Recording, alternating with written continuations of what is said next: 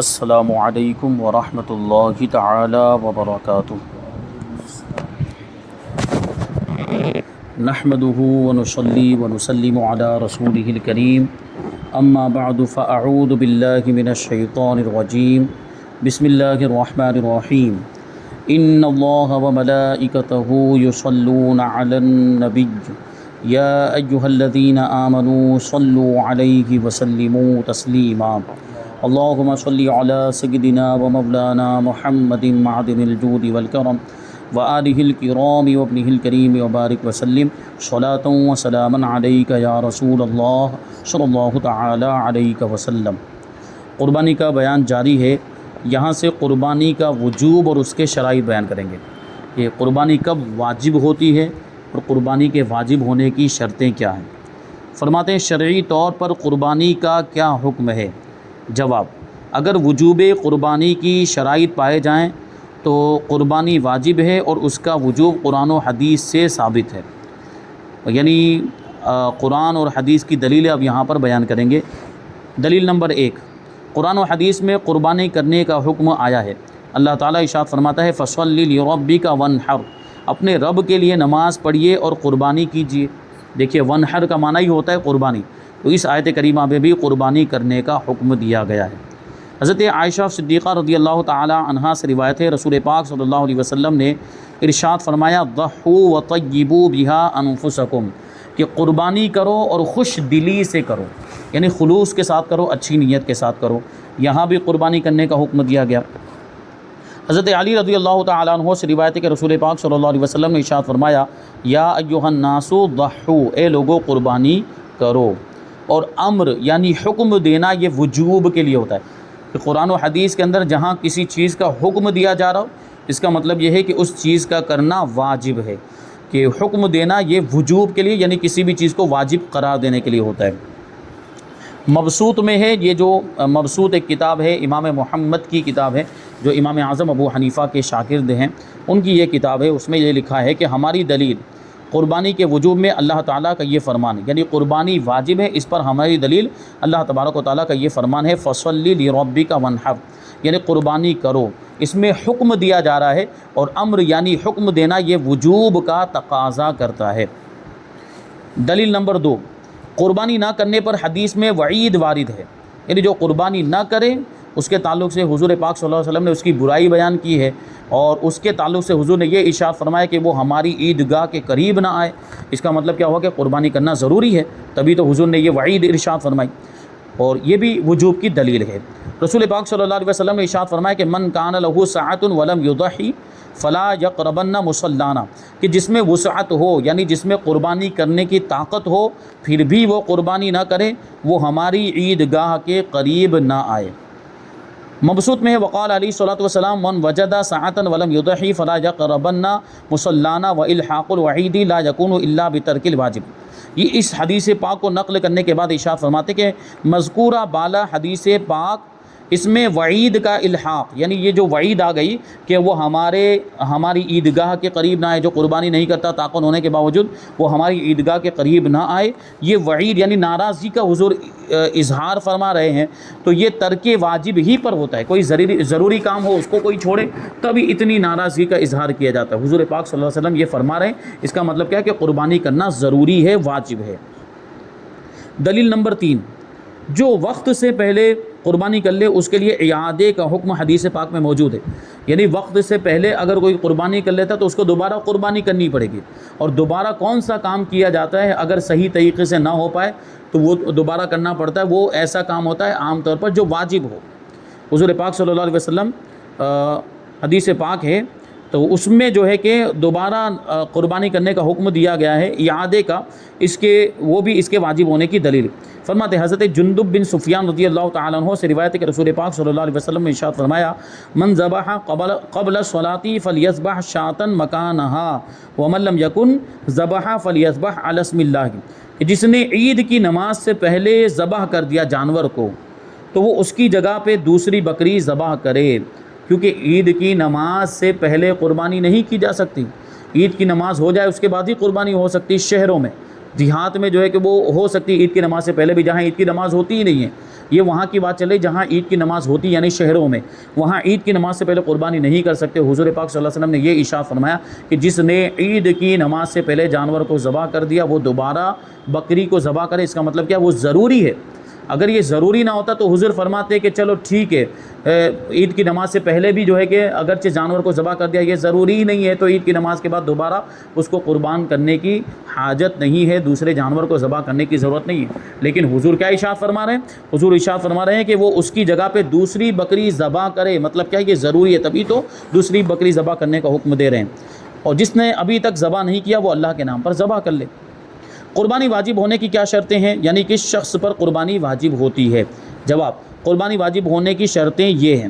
Number 1، اسلام یعنی مسلمان ہونا۔ غیر مسلم پر قربانی واجب نہیں ہے، کیونکہ شریعت کا مکلف مسلمان ہوتا ہے، کافر اس شریعت کا مکلف ہوتا ہی نہیں ہے۔ نمبر 2، اقامت یعنی مقیم ہونا۔ مسافر پر قربانی واجب نہیں، یعنی جو شرعی مسافر جہاں پر بھی بولا جاتا ہے وہاں پہ شرعی مسافر مراد ہے، جو شرعی سفر پہ گیا ہو۔ اور شرعی سفر سے کیا مراد، 92 کلومیٹر یا اس سے زیادہ کا سفر وہ طے کر کے اس کے ارادے سے وہ نکلا ہو، 92 کلومیٹر یا اس سے زیادہ کے سفر کے ارادے سے اپنے شہر سے بستی سے باہر ہو گیا تو وہ مسافر ہے۔ اور وہ ان دنوں کے اندر جو قربانی کے دن ہوتے ہیں، 3 دن جو قربانی کے ہوتے ہیں، ان تینوں دنوں کے اندر وہ مسافر ہی رہا تو اس پر قربانی واجب نہیں ہے۔ نمبر 3، مالک نصاب ہونا۔ ابھی نصاب کا کیا مطلب ہے، قربانی میں نصاب کسے کہتے ہیں اس کو آگے بیان کریں گے۔ تو مالک نصاب ہے اسی پر قربانی واجب، جو مالک نصاب نہیں ہے اس پر قربانی واجب نہیں ہے۔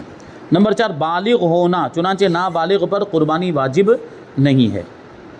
اب قربانی کے نصاب کے بارے میں بتاتے ہیں کہ قربانی کے معاملے میں صاحب نصاب کون ہوتا ہے۔ ایک نصاب ہم نے جو پڑھا تھا زکوٰۃ کے بارے میں، اس کو سنا تھا کہ 7.5 تولہ سونا، 52.5 تولہ چاندی بیان کرتے ہیں کہ جو شخص 7.5 تولے سونے یا 52.5 تولہ چاندی یا 52.5 تولہ چاندی کے برابر رقم یا حاجت اصلیہ کے علاوہ اتنی مالیت کی کسی چیز کا بھی مالک ہو، وہ قربانی کے معاملے میں صاحب نصاب ہے۔ یہاں پہ نصاب تھوڑا سا الگ ہے، ابھی اس کو آگے بیان کریں گے کہ قربانی اور زکوٰۃ کے نصاب میں کیا فرق ہے۔ 7.5 تولہ سونا تو یہاں پر بھی ہے، 52.5 تولہ چاندی تو یہاں پر بھی ہے، اور زکوٰۃ میں بھی یہ چیز بیان کی گئی تھی۔ اور 52.5 تولہ چاندی کا میں نے وزن آپ کو بتایا تھا انگریزی وزن کے اعتبار سے 653 گرام 184 ملی گرام۔ اتنی چاندی اگر کسی کے پاس ہے یا اتنی چاندی کے برابر روپیہ پیسہ ہے اگر کسی کے پاس، اور قرضہ نہیں یا قرضہ مائنس کرنے کے بعد اتنا بچا ہوا ہے تو اس پر قربانی واجب ہو جائے گی حاجت اصلیہ سے زائد، یا حاجت اصلیہ سے زائد اس کے پاس دوسرا کوئی مال ہے، جیسے گھر میں سجاوٹ کا سامان وہ اتنا زیادہ ہے کہ یہ 52.5 تولہ چاندی کے برابر ہو جا رہا ہے، تو یہاں پر مال نامی ہونا شرط نہیں، مال غیر نامی بھی اگر اتنا ہے، جیسے ابھی آگے بتائیں گے کہ اگر کسی کے پاس ایکسٹرا مکان ہے جو حاجت سے زائد ہے، رہنے کے لیے جو مکان اس میں رہتا ہے لیکن ایک ایکسٹرا مکان ہے جس میں وہ رہتا نہیں، وہ حاجت سے زائد، وہ حاجت اصلیہ میں شمار نہیں ہوگا تو اس پر بھی قربانی واجب، جبکہ اس مکان پہ زکوٰۃ واجب نہیں ہے کیونکہ وہ مال نامی نہیں ہے۔ یہاں پر مال نامی کی شرط نہیں ہے، مال غیر نامی بھی اگر اتنا ہے جو نصاب کے برابر پہنچ جاتا ہے تو اس پر قربانی واجب ہوگی، تو حاجت اصلیہ سے زائد ہو۔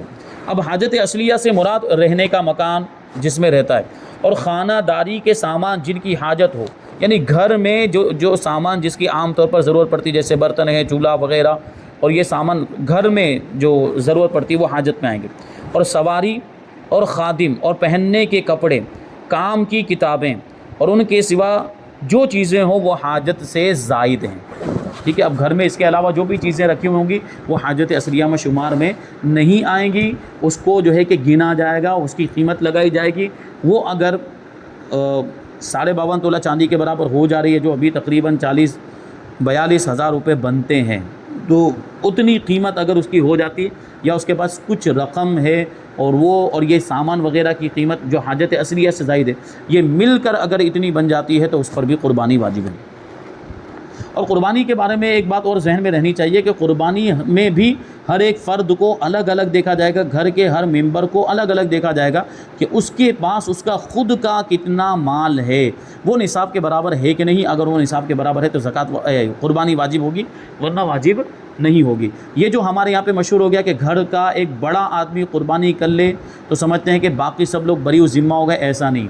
گھر میں جتنے بھی لوگ بالغ ہیں، چاہے مرد ہو یا عورتیں، اگر ان میں سے ہر ایک مالک نصاب ہے تو سب پر قربانی واجب ہے، اور کوئی بھی مالی کے نصاب نہیں ہے تو کسی پر قربانی واجب نہیں۔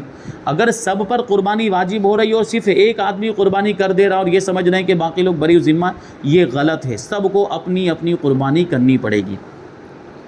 فرماتے قربانی اور زکوٰۃ کے نصاب میں کیا فرق ہے؟ جواب، قربانی اور زکوٰۃ کے نصاب میں دو طرح سے فرق ہے۔ زکوٰۃ کے نصاب میں صرف مال نامی یعنی سونا چاندی روپیہ پیسہ اور مال تجارت اور جانور جو سال کے اکثر حصے میں چرائی پر گھومتے ہوں وہ جانور، یہ تین طرح کے مال ہی میں زکوٰۃ ہوتی ہے۔ ان کے علاوہ جو بھی مال ہوگا اس میں زکوٰۃ نہیں ہے۔ ان کو مال نامی کہا جاتا ہے۔ کون سے مال ہو گئے؟ سونا چاندی اور روپیہ پیسہ، اور کیا ہو گیا؟ مال تجارت، اور تیسرے نمبر پر ہے جانور۔ یہ تین طرح کے مال میں زکوٰۃ، ان کے علاوہ اگر کوئی بھی مال ہو اگرچہ وہ کروڑوں کا ہو اس میں زکوٰۃ نہیں ہوگی۔ یہ زکوٰۃ کے معاملے میں، لیکن کہتے ہیں کہ وہاں پہ مال نامی کا اعتبار ہوتا ہے زکوٰۃ میں، جبکہ قربانی کے نصاب میں حاجت اصلیہ کے علاوہ ہر چیز داخل ہوتی ہے، چاہے پھر وہ مال نامی ہو یا مال نامی نہ ہو۔ سونا چاندی روپیہ پیسہ مال تجارت جانور، یا ان کے علاوہ بھی کوئی دوسرا مال ہے جیسے زمین ہے، کھیت ہے، مکان ہے، جواہرات ہے، ہیرے ہیں، جو کچھ بھی ہے اگر وہ نصاب کے برابر ہے تو اس پر قربانی واجب ہوگی۔ دوسرا فرق بتاتے ہیں، زکوٰۃ کے لیے نصاب پر سال گزرنا شرط ہے جبکہ قربانی کے لیے سال گزرنا شرط نہیں۔ ابھی آج مالی کے نصاب بنائے تو فوراً زکوٰۃ واجب نہیں ہو جاتی، جب سال گزرتا ہے تب زکوٰۃ واجب ہوتی ہے۔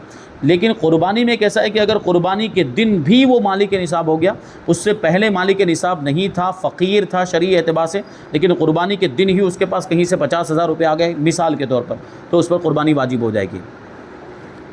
سوال، اگر عورت میں یہ ساری شرطیں پائی جائیں تو اس پر بھی قربانی واجب ہوگی؟ جواب، جی ہاں، عورت پر بھی قربانی واجب ہوگی اگر یہ سب واجب ہونے کی شرطیں، جیسے عام طور پر عورتوں کے پاس سونا چاندی ہوتا ہی ہے، سونا چاندی عام طور پر اتنا ہوتا ہی ہے کہ وہ نصاب کے برابر پہنچ جائے، یعنی دونوں ملا کر یہ 45,000 کے آس پاس تو رقم بنی جاتی ہے، تو عورتوں پر تو عام طور پر قربانی واجب ہو جاتی۔ بسا اوقات مردوں پر واجب نہیں ہو رہی ہوتی لیکن عورتوں پر تو عام طور پر واجب، کیونکہ عام طور پر ہمارے یہاں کے رواج کے اعتبار سے کچھ نہ کچھ سونا چاندی عورتوں کے پاس ہوتا ہی ہے، تو ان پر قربانی واجب ہو جاتی ہے۔ ان کو اپنے نام سے قربانی کروانا یہ ضروری ہے، لازم ہے۔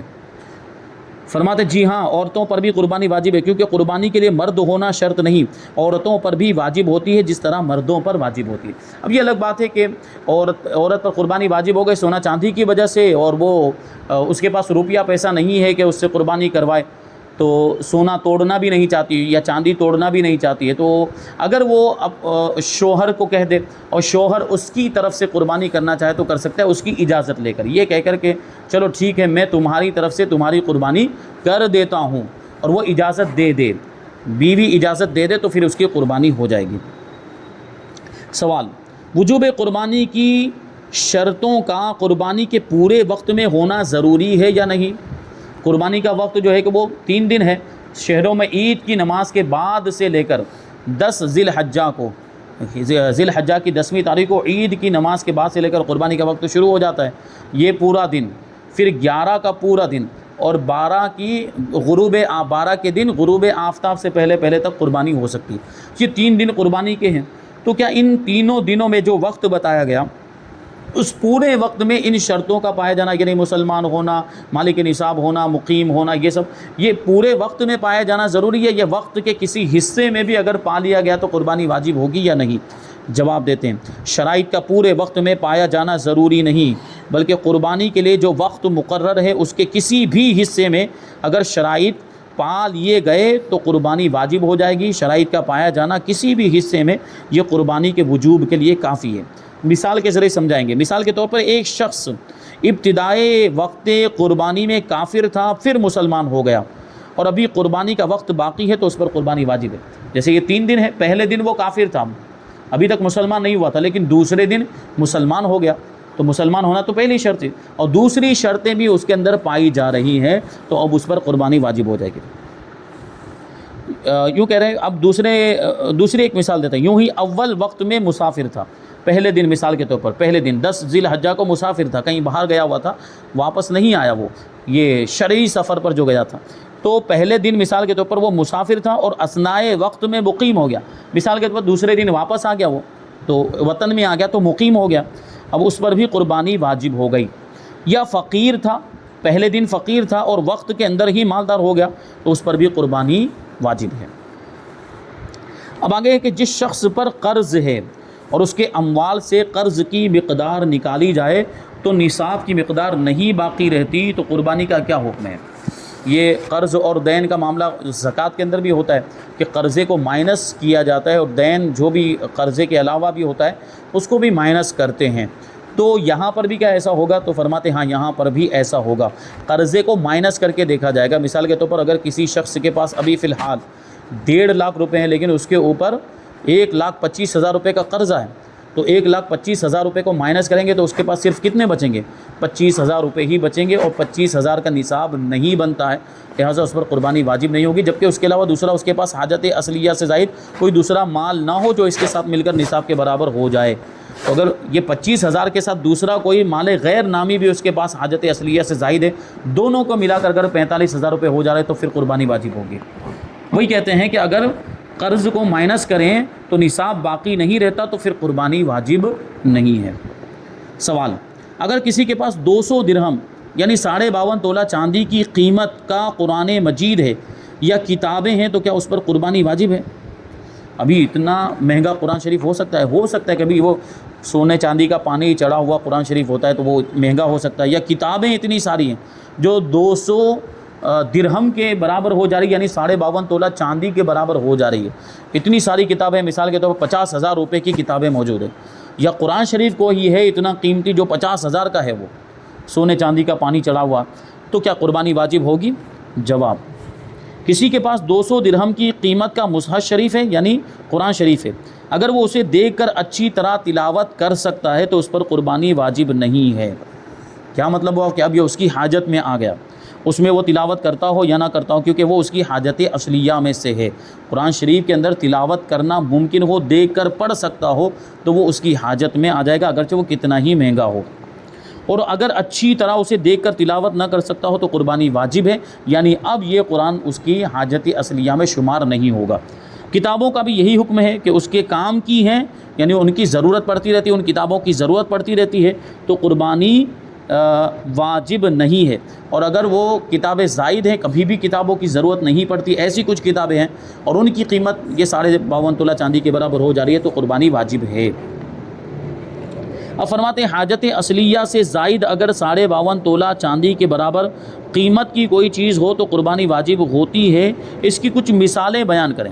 حاجت اصلیہ سے زائد ابھی اوپر جو بتا رہے تھے کہ حاجت اصلیہ سے زائد کوئی بھی مال 52.5 تولہ چاندی کے برابر ہو جائے یعنی تقریباً 43 یا 45 ہزار کے آس پاس کی قیمت کا مال اس کے پاس موجود ہے تو اس پر قربانی واجب ہو جاتی ہے۔ اس کی مثال دیتے ہیں، جیسے ایک مکان سردی کے لیے ہے اور ایک مکان گرمی کے لیے ہے، یہ حاجت میں داخل ہے، یعنی دونوں مکان اب حاجت میں مانے جائیں گے، کیونکہ ظاہر سی بات ہے سردیوں میں یہاں پہ رہتے ہیں، گرمیوں میں یہاں پر رہتے ہیں، دونوں استعمال ہوتے ہیں تو یہ حاجت میں داخل ہیں۔ ان کے علاوہ اس کے پاس تیسرا مکان ہو جو حاجت سے زائد ہے، اگر یہ 200 درہم کا ہے تو قربانی واجب ہے، اور مکان تو 200 درہم سے کئی زیادہ ہوتا ہے، قربانی واجب ہو جائے گی۔ اسی طرح گرمی سردی کے بچھونے حاجت میں داخل ہے، گرمی میں گھر میں کچھ اور بچھایا جاتا ہے، سردی میں کچھ اور بچھایا جاتا ہے، قالین وغیرہ بچھایا جاتا ہے، تو یہ بچھونے جو بھی مختلف موسم کے اعتبار سے گھروں میں بچھائے جاتے ہیں، اگرچہ موسم بدل جانے کی وجہ سے وہ استعمال کم ہو جائے گا، جیسے جو سردی میں بچھایا جا رہا ہے وہ گرمی میں نہیں بچھائیں گے، وہ پڑا رہے گا، جو گرمی میں بچھاتے ہیں وہ سردی میں نہیں، لیکن اس کے باوجود اس کو حاجت میں شمار کیا ہے۔ اور تیسرا بچھونا جو حاجت سے زائد نہ گرمیوں میں بچھایا جاتا ہے نہ سردیوں میں بچھایا جاتا ہے تو اس کا اعتبار ہوگا، یعنی اس کو شمار کریں گے، اس کو دیکھیں گے کہ وہ نصاب کے برابر ہوتا ہے کہ نہیں ہوتا، اگر وہ نصاب کے برابر ہو جاتا ہے تو اس پر قربانی واجب ہوگی۔ غازی کے لیے 2 گھوڑے حاجت میں ہیں، غازی یعنی جہاد اور جنگ کرنے کی جس کو ضرورت پیش آتی ہے، اس کے پاس 2 گھوڑے ہیں تو 2 گھوڑے حاجت میں، کہ کبھی ایک گھوڑا بیمار ہو گیا یا کچھ مسائل پیش آ گئے تو دوسرے گھوڑے کو استعمال کرتا ہے، تو 2 گھوڑے عام طور پر حاجت میں ہوتے ہیں، لیکن تیسرا اگر ہے تو وہ حاجت سے زائد مانا جائے گا۔ اسلحہ غازی کی حاجت میں داخل، یعنی ہتھیار وغیرہ جو بھی ہوتے ہیں، تلوار، یہ جو خود جو ٹوپی پہنی جاتی ہے، زرہ جو لوہے کا لباس، یہ سب چیزیں جو بھی ہے وہ حاجت میں داخل ہے۔ ہاں اگر ہر قسم کے 2 ہتھیار ہوں تو دوسرے کو حاجت سے زائد قرار دیا جائے گا۔ گھر میں پہننے کے کپڑے اور کام کاج کے وقت پہننے کے کپڑے، اور جمعہ اور عید اور دوسرے موقعوں پر پہن کر جانے کے کپڑے، یہ سب حاجت میں داخل ہے۔ گھر میں جو کپڑے عام طور پر پہنتا ہے اور کام کاج کے وقت جو کپڑے پہنتا ہے وہ، اور جمعہ اور عید کے لیے یا دوسرے کسی موقع پر شادی بیاہ وغیرہ پروگرام تقریبات میں پہن کر جاتے ہیں، یہ سب جو کپڑے وہ حاجت میں داخل ہوں گے۔ اور ان 3 موقعوں کے علاوہ جو بھی کپڑے رکھے ہوں گے وہ سب حاجت سے زائد مانے جائیں گے۔ کچھ لوگوں کے پاس ایکسٹرا بہت زیادہ کپڑے ہوتے ہیں، 20 جوڑی کپڑے ہیں، تو اس میں سے کچھ تو حاجت میں داخل ہوں گے، لیکن جو باقی ہیں وہ حاجت سے زائد مانے جائیں گے۔ اگر وہ 200 درہم کے کپڑے ہیں تو قربانی واجب ہو جائے گی۔ اب آگے فرماتے ہیں کہ قربانی صرف غنی ہی پر واجب ہوتی ہے یا فقیر پر بھی واجب ہوتی ہے؟ یہ سوال ہے، تو اس کا جواب ہے غنی اور فقیر کا مطلب سب سے پہلے تو ہم سمجھیں کہ غنی یعنی جو مالک نصاب ہو، جو ابھی اوپر بتایا گیا 7.5 تولہ سونا یا 52.5 تولہ چاندی، ان میں سے کوئی ایک جو ہے کہ اس کے پاس ہے یا اس کے برابر رقم ہے، یا حاجت اصلیہ سے زیادہ مال اس کے پاس اتنا ہے جو 52.5 تولہ چاندی یا 7.5 تولہ سونا کے برابر پہنچ جاتا ہے، تو وہ ہو گیا غنی، اس کو غنی کہا جائے گا۔ غنی کا مطلب ہوتا ہے مالدار۔ لیکن اگر کوئی مالک نصاب نہیں ہے تو اس کو فقیر کہا جاتا ہے، یعنی شرعی اعتبار سے فقیر۔ اگرچہ کچھ مال ہے لیکن نصاب کے برابر نہیں، جیسے اس کے پاس صرف 10,000 روپے ہیں تو اس کا نصاب نہیں بنتا، یا 20,000 روپے کا بھی نصاب نہیں بنتا، تو ایسے شخص کو ہم کیا کہیں گے؟ شرعی فقیر کہیں گے۔ تو ان دونوں پر قربانی واجب ہونے کی کیا صورتیں ہیں؟ غنی اور فقیر پر قربانی واجب ہونے یا نہ ہونے کے اعتبار سے 3 صورتیں ہیں۔ نمبر 1، غنی اور فقیر دونوں پر واجب ہو۔ نمبر 2، فقیر پر واجب ہو، غنی پر واجب نہ ہو۔ نمبر 3، غنی پر واجب ہو، فقیر پر واجب نہ ہو۔ یہ تینوں صورتوں کو الگ الگ بیان کرتے ہیں۔ فقیر اور غنی دونوں پر واجب ہو، اس کی صورت یہ ہے کہ قربانی کی منت مانی اور یہ کہا کہ اللہ تعالیٰ کے لیے مجھ پر بکری یا گائے کی قربانی کرنا ہے، یا اس بکری یا اس گائے کو قربانی کرنا ہے، تو اب دونوں پر واجب ہو جائے گا، کیونکہ منت مان لینے کی وجہ سے جو چیز واجب نہ ہو وہ واجب ہو جاتی ہے۔ عبادت کی اور ایسی چیز کی جو تقرب میں قربت میں شمار ہوتی ہو اور اس کی جنس کی کوئی عبادت ہو، اس کی اگر کوئی منت مان لے تو وہ چیز واجب ہو جاتی ہے۔ تو قربانی بھی ایک عبادت ہے، قربانی اگر فقیر بھی اس کی منت مان لے گا تو فقیر پر بھی وہ قربانی واجب ہو جائے گی۔ تو دیکھیں دونوں پر واجب ہو گئی، منت اگر دونوں نے مانی، غنی نے بھی مانی فقیر نے بھی مانی، تو دونوں پر قربانی واجب ہو گئی۔ دیکھیں ایک دوسری صورت بتاتے کہ فقیر پر واجب ہو لیکن غنی پر واجب نہ ہو۔ اس کی صورت یہ ہے کہ فقیر نے قربانی کے لیے جانور خریدا، اس پر اس جانور کی قربانی واجب ہے، اور غنی اگر خریدتا تو اس خریدنے سے قربانی اس پر واجب نہ ہوتی۔ اس کو سمجھنے کی ضرورت ہے۔